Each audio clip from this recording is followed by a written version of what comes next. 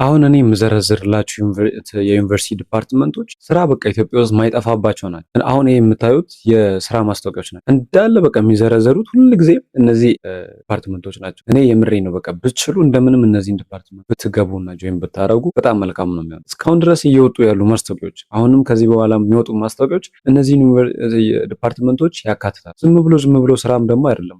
ደህና ቦታ ላይ ያሉ ምርጥ ደሞዝ ያላቸው ስራዎች ናቸው። ሰላም እንዴት ናችሁ? የዩኒክ አቢሎ ቤተሰቦች እንደተለመደው ቆንጆ ቪዲዮ አሁንም ይዤ መጥቻለሁ። ስለ ዲፓርትመንቶች እንግዲህ በጣም በርካታ ነገሮች እያወራሁላችሁ እገኛለሁ። አሁን ይሄ ቪዲዮ ደግሞ የሚጠቅማችሁ ምን አይነት ዲፓርትመንቶች እንደሆኑ ገበያው ላይ ተፈላጊ እንደሆኑ በደንብ ያስቀባል ማለት ነው። እዚህ ጋር እንግዲህ አሁን የምታዩት ይሄ ሁሉ የስራ ማስታወቂያዎች እና ጆብ እንግዲህ ይሄንን ብዙ ጊዜ ትምህርት ላይ እያለን አናየውም። እኔም አላየውም ነበር። ከተመረኩ በኋላ ነው እንግዲህ ልክ ስትመረቅ እነዚህን ግሩፖች ፈልጋ አሰ ነው የምታገኘው ስራ ማግኘት ስላለብህና ልክ እነዚህ ዲፓርትመንቶች ላይ ገብቼ እነዚህ የስራ ግሩፖች ላይ ገብቼ ሳይ በተደጋጋሚ በቃ የሚጠቀሱ ዲፓርትመንት ቶፕ 5 ናቸው። እነሱን ዛሬ እጠቅስላችኋለሁ። እነዛን ዲፓርትመንቶች ብትገቡ እመኑኝ የምሬ ነው ከፍላጎታችሁ ጋር የሚሄዱ ከሆነ ማለት የመጀመሪያ የምሬ ምርጥ የተባሉ የኤንጂኦ ስራዎች ላይ ያሉ ሎጂስቲክ ኤንድ ሰፕላይ ቼን ማኔጅመንት። ስለዚህ ዲፓርትመንት አንድ ቪዲዮ ሰርቼ ነበር። የመጨረሻ ምርጥ የሚባል ዲፓርትመንት ነው በዚህ ሰዓት ማለት በጣም ተፈላጊ ነው። ለምን እንደሆነ አላውቅም። እንግዲህ አብዛኞቹ ድርጅቶች ንግድ ላይ በተለይ ያሉ ቢዝነስ ሴክተር ላይ ያሉ መንግስታዊም ሆነ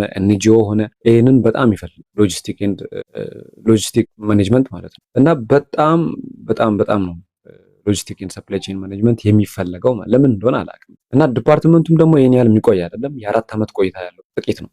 ሌሎቹ ማኔጅመንት ዘርፎች ቢዝነስ ማኔጅመንት እና ይሄ ማርኬቲንግ ማኔጅመንት በቃ ፒውር ማኔጅመንቶች በጣም ይፈልጋሉ። በየቦታው ማኔጅመንት። ቀጥሎ ደግሞ አይቲ ወይም ደግሞ ኮምፒውተር ሳይንስ እና አይቲ አንድ ላይ ያው አይቲም ኮምፒውተር ሳይንስም ሶስቱም በጣም ይፈልጋሉ። በተለይ ቴሌኮሙኒኬሽን ላይ እነዚህ ሶፍትዌር ሳይቶች ላይ የተለያዩ እንትኖች ላይ በጣም ይፈልጋሉ። ኮደርስ እነዚህ ዌብ ዴቨሎፐሮች ምናምን በጣም ይፈልጋሉ። እነዚህ የስራ ዘርፎች በዚህ ሰዓት ማለት። ሌላኛው ደግሞ ላው አላቅም የኤንጂኦ አብዛኛው 90% ልላችሁ ይችላሉ ላው ይፈልጋል። የህግ ትምህርት የተማራችሁ ልጆች በቃ እየተማራችሁም ያላችሁ ልጆች ትልቅ ተስፋ ነው ያላችሁ። በጣም የሚፈልጉ ናቸው። ሌላኛው ሳይኮሎጂን አብዛኛው መስሪያ ቤት እየቀጠረ ነው ያለው በዚህ ሰዓት።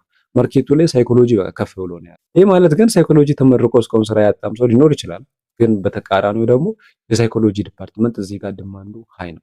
ስለዚህ አብዛኞቹ የስራ ማስታወቂያ ሲያወጡ እነዚህን ዲፓርትመንቶች አሁን ያልኳችሁን ሎጂስቲክ ኤንድ ሰፕላይ ቼን ማኔጅመንትን፣ ኮምፒውተር ሳይንስን፣ አይቲን፣ ሶፍትዌር ኢንጂነሪንግን፣ ኤሌክትሪካልም ያው አልፎ ይገባል። እነዚህ አሉ። ከዛ ደግሞ አሁን ያልኳችሁ ቢዝነስ ማኔጅመንት አለ፣ ፒውር ማኔጅመንት አለ፣ ማርኬቲንግ ማኔጅመንት አለ። እነዚህ የማኔጅመንት ዘርፎች አሉ። ላው አለ። በጣም ተፈላጊ ናቸው እነዚህ የስራ ዘርፎች ማለት ነው። አካውንቲንግ ጥሩ ነው፣ ግን በጣም ደግሞ የአካውንቲንግ ዲግሪ በብዛት አለ።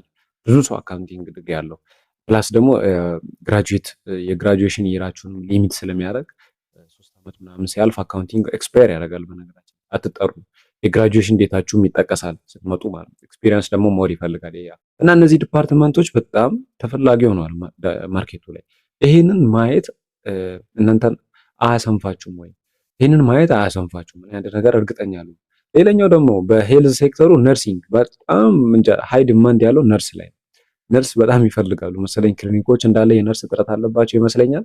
ነርስ በጣም ያው ዶክተር ኢትዮጵያ ውስጥ እንደምታውቁት በጣም ማአት ሆስፒታሎች እየተገነቡ አይደለም። በመንግስት በኩል ያሉት ያው የግሎች ምናምን ነው የሚስፋፉት። እነሱ ደግሞ ዶክተርን ልቅጠር ካሉ ዶክተር ፓርታይም አድርጎ ካልቀጠሩ ሜዲካል ዶክተርን እንደ ፉል ታይም ምናምን መቅጠር ትንሽ ኮስቲ ስለሚሆን ነርሶች ደግሞ በጣም ብዙ ስራ ስለሚሰሩ አሁን የጤና ባለሙያዎች ወክሉ አብዛኛውን ፓርት ጫናው ያለው ነርስ ላይ ስለሆነ ነርስ በጣም ይፈልጋል፣ ሃይ ዲማንድ አለው።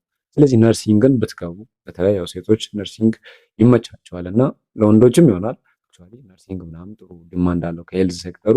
ግን እነዚህ የቢዝነስ ሴክተሮች አሁን ሎጂስቲክ ማኔጅመንት፣ ከዛ ደግሞ ከሶሻል የህግ ትምህርት በጣም ተፈላጊ ይሆናል ማለት ነው።